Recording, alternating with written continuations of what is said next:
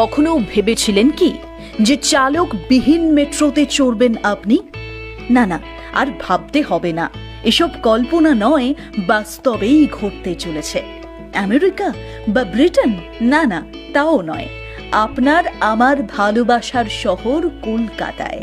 হ্যাঁ, চালকবিহীন metro rail চালু হলো কলকাতায়।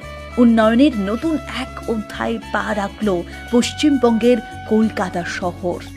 এই শহরের মেট্রো পরিষেবায় এবার যুক্ত হলো চালকবিহীন ট্রেন। এই সোমবার থেকে আনুষ্ঠানিকভাবে চালু হয়েছে এই চালকবিহীন মেট্রো।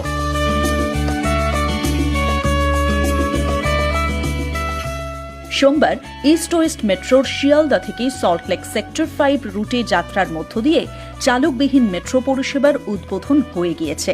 পরিষেবাটি চালু হওয়ার ফলে অটোমেটিক ট্রেন অপারেশনে সময়ের ব্যবধান 2 থেকে 3 মিনিটের মতো কমে আসবে বলেই ধারণা করা হচ্ছে।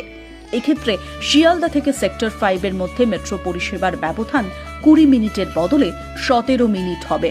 অন্যদিকে সেক্টর 5 থেকে শিয়ালদা পৌঁছতে 20 মিনিটের জায়গায় সময় লাগবে 18 মিনিট।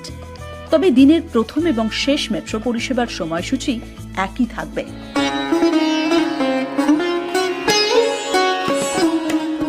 এই নতুন ব্যবস্থায় ট্রেনগুলো চালকবিহীন অবস্থায় চলতে সক্ষম হলেও চালকের উপস্থিতি দেখা যাচ্ছে সেগুলোতে।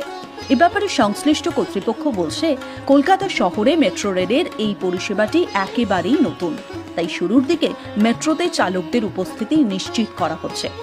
তবে মেট্রোতে চালক থাকলেও মেট্রো চলছে কিন্তু চালকবিহীন। কন্ট্রোল কিন্তু চালকদের হাতে থাকছে না। মেট্রো পরিচালনায় তাদের তেমন কোনো ভূমিকাই থাকছে না। কলকাতার নিত্যদিনের যাত্রীদের কাছে সত্যি এটা একেবারেই নতুন একটা বিষয়। তাই চালকবিহীন মেট্রো রেক নিয়ে যাত্রীদের মনে অনেকটা আগ্রহ তৈরি হয়েছে।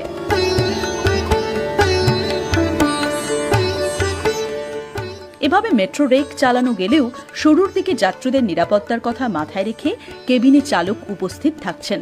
এরপর থেকে পুরোপুরি চালকদের কোনো প্রকার ভূমিকাই থাকবে না মেট্রোতে। যাত্রীরা এই ব্যবস্থার সঙ্গে মানিয়ে নেওয়া শুরু করলেই পরবর্তীতে সিদ্ধান্ত গ্রহণ করা হবে। হ্যাঁ, আসলে এমনই এক রূপকথার সাক্ষী হচ্ছে মহানগর।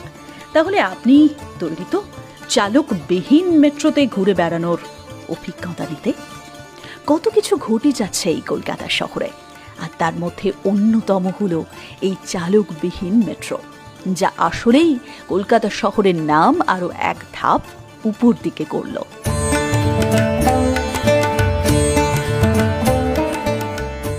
পড়শি দেশগুলোতে তুমুল আলোচনা শুরু হয়েছে। পড়শি